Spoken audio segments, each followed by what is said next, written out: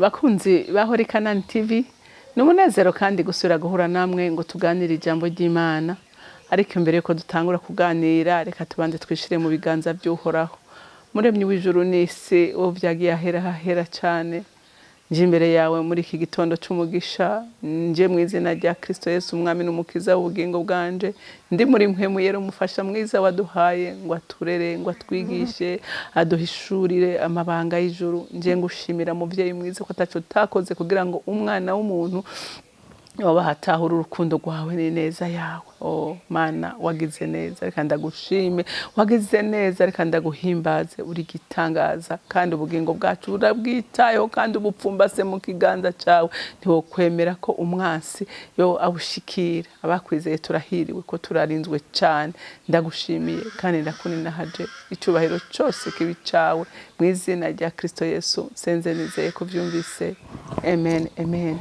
Ijambo rero Imana impaye kuganira namwe uyu munsi ni ijambo rivuga ngo ni Imana yitayeho ubugingo bwawe cyane gose. Haleluya.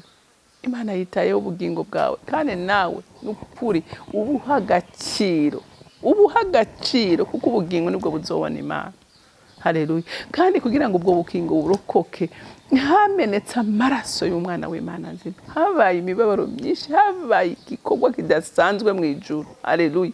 Ngo n'abamarayika ngo bari bafise amatsiko baravuga ati none Yesu agenda gute kubana n'abantu ko ari mwemu. Haleluya. Haleluya. Ngo bari batanga bizogenda gute, ariko yemera guca mu nda y'umuntu, yigira kana aravuka. Haleluya. Kuko ijambo ry'Imana riyavuga ngo mwiremwa we ari kumwe na se, ngo nta cyari mu gitaremwe nawe. Haleluya. Ngo yari umukozi w'umuhanga aremana na se, ariko aravuka igitondo kimwe avukira mu nda y'umugore nawe nyene akiritse gose mu buryo bworoshe gose kugira ngo ashobore kurokora ubugingo bwawe nanje. Haleluya. Rero Imana yitayeho ubugingo bwacu cyane. Reka dusome ijambo ry'Imana. Dusome muri Yobu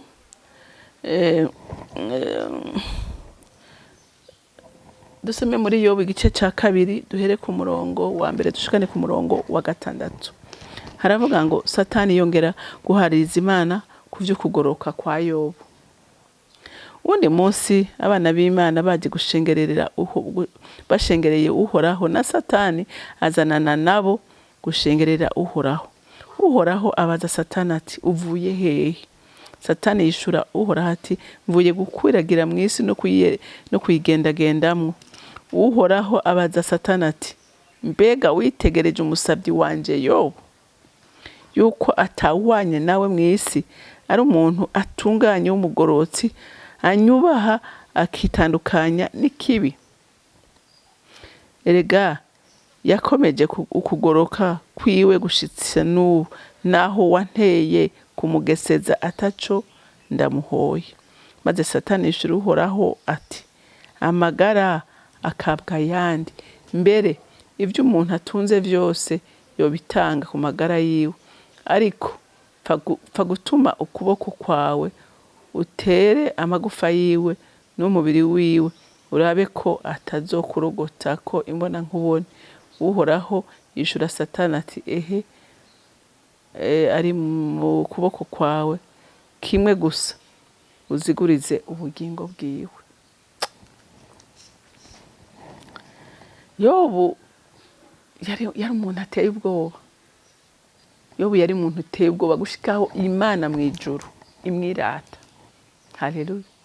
Imana mu ijuru iramwirata.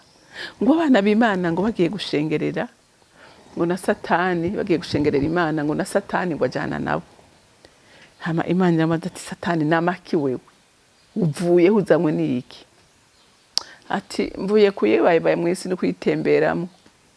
Ati none mu isi by'ukuri wahatembereye urabona umusabyi wanje Yobu, naho wanteye kumukorera ikibi kugira ngo ndakwereke urukundo rwa Yobu nkunda. Imana ntiyabikoze kubera yanka Yobu. Yemeye gutanga amatungo yiwe, itanga abana biwe, kubera yari kwirereka Satani ati hariho abagororotsi banyubaha. Haleluya. Batanyubahira ibyo nabahaye ariko banyubaha bakankunda kubera urukundo, bankunda kubera uko relation ziri hagati yanjye nawe uko tuzinanye. Imana yari izi neza umutima wa Yobu. Satani yambwiye ati no, none Yobu yoreka kugukunda gute? Yobu wamuhaye abana beza, Yobu wamuhaye ubutunzi, Yobu wamuhaye icubahiro, nta muntu atamwubaha, none Yobu yoreka kugushima gute? Imana iramubwira tumva ati n'amatungo ndayaguhaye. Aha rero yari yahegiye gukubura, yakubuye Yobu asigaye ari inkokore. Asigaye ari inkokore. Ariko ijambo Yobu yavuze, bariko baramubwira ayo makuru yose, yavuze atumva navuye mu nda ya mama ndi gusa, ati nzosubira mu nda y'ise ataco njanye, atari kizina giye uhoraho Imana yanjye rishimagizwe kandi rishigwe hejuru. Haleluya. Ico kintu gikora ku mutima w'Imana hama kimaramaza Satani. Satani rero ntiyerekeye aho. Wowe uyu munsi ni washima Imana mu bibazo uhuye navyo, ugashima Imana, azozana igisumbi ico wari ufise kugira ngo arabe yuko by'ukuri ukundisha Imana umutima wawe n'ubwenge bwawe n'inkomezi zawe kuko ijambo ry'Imana ribidusaba. Haleluya. Ntidukunda Imana kubera ivyo duha, ariko dukunda Imana iciri. Haleluya.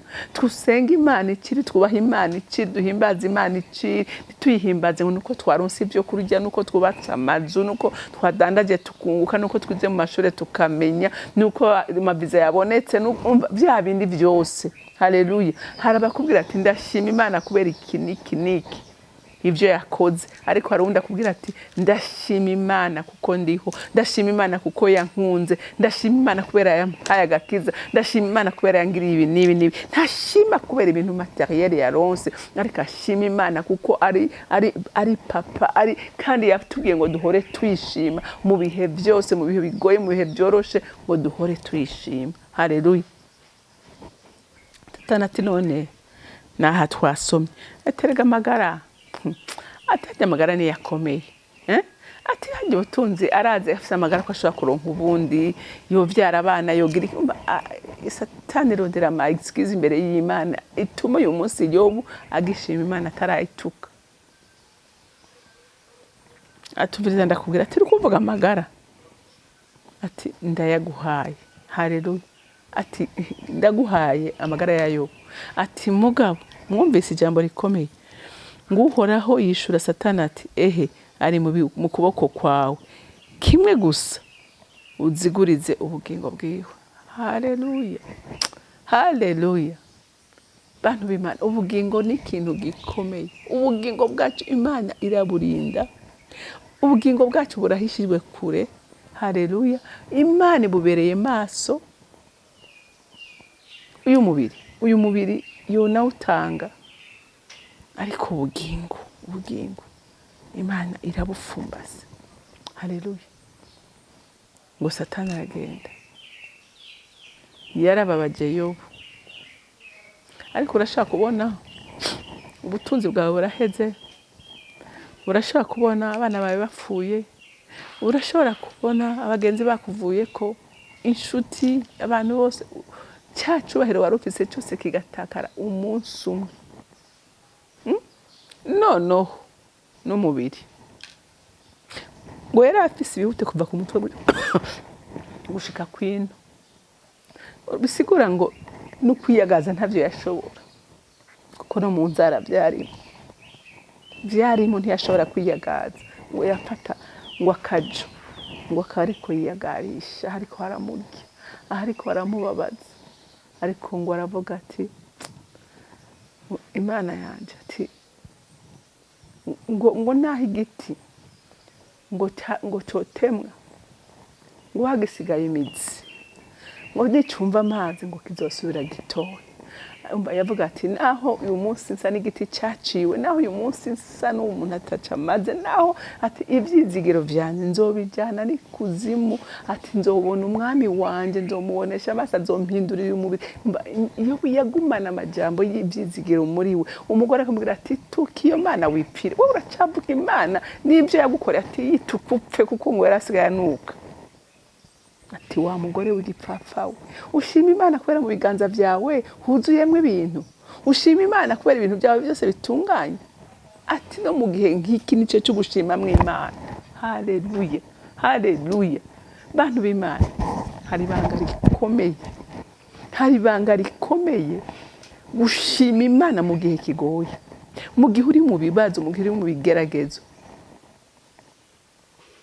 Bikora ku mutima w'Imana bikababaza Satani. Haleluya. Yobu yagumye ashima Imana. Ngo navuye mu nda ya mama nzosubira mu nda y'isi, byose byatanzwe n'Uwiteka.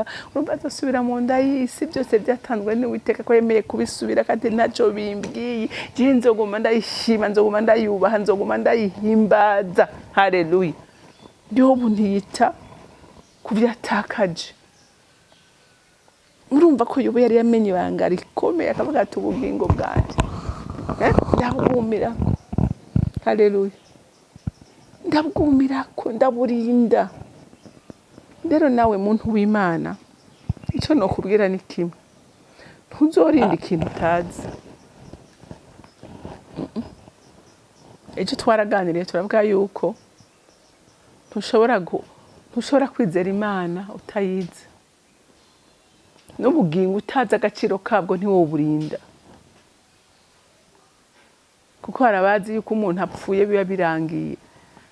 Harabazi ko umuntu apfuye ngo kapfuye kabazwa ivu, ya migani y'ikirundi siko bimeze. Agapfuye ntikabazwa ivu. Ubugingo bwacu wisubiriye bwapfuye. Ubwakoze neza buzosubira ku Mana iyo bwizeye. Ariko niba butizeye, urumva uwo wizeye nawe nyene afise ikibanza yakiriye mwabiwe. Haleluya. Ariko icyo ngusabira kandi icyo nkwifuriza nanjye nsengera nuko ubugingo bwacu, haleluya, twobugwanirira. Kandi nta yindi ntambara yindi, nta yindi. Nukumenyana n'iyi Mana, nukumenyana nayo, kuko niwayimenya mukamenyana. Haleluya. Niwamenyana nta kizotuma Satani akuvogera. Haleluya. Kuko avuga ngo ndi umwungere wanyu. Haleluya. Sinsinzira, simpunyiza ku bwanyu. Imana rero ikubereye maso. Nicyo gituma tudakwiye gutinya, tudakwiye kwiheba, ahubwo icyo dukwiye gushira mu mwanya ukomeye no kugeranira relation, no kugeranira imigenderanire myiza n'Imana. Uzurabe iyo ugendera umuntu, naho ha urubanza rumeze ntakwibagira, uba numero 1. Iyo uri umuntu w'ibikogo, umuntu akundana, umuntu agirira neza abantu, nta numwe akwirengagiza. Babaza ati nakatari ntakigenda. Tinakatari ntakigenda. Rero niba abana nayo, mutwarabonye ngene Daniel Imana yavuga ngo umukundwa wanje, ati nyaruka umukundwa wanje ntasaragare. Haleluya. Rero ni wamenya neza ukamenyana n'Imana, urumva ko ubugingo bwawe igomba buhishije, ngo buhishijwe mu Mana, ngo muri Kristo mu Mana. Haleluya. Rero Imana yo mwijuru ibampezagirire. Mana data rugira byose uri mwijuru, nukuri singira amajambo akwiye kugushimira. Singira amajambo akwiye kanwa kanje karaga umuntu akabura n'ingene ashima, ariko kimwe watugiriye neza nk'abana bawe, kandi nubu nturarambirwa kutugirira neza, kuko mwami iminsi yose uko bukeye nuko bwije ijisho ryawe rihora ku bagororotsi bawe. Rero ndagushimiye kandi ndakunena haje icubahiro cyose kibi cyawe, mu izina ryawe ryera Yesu Kristo umwami wanje. senze nizeye ko vyumvise. Amen, amen. Mwarahezagiwe, mugire umunsi mwiza.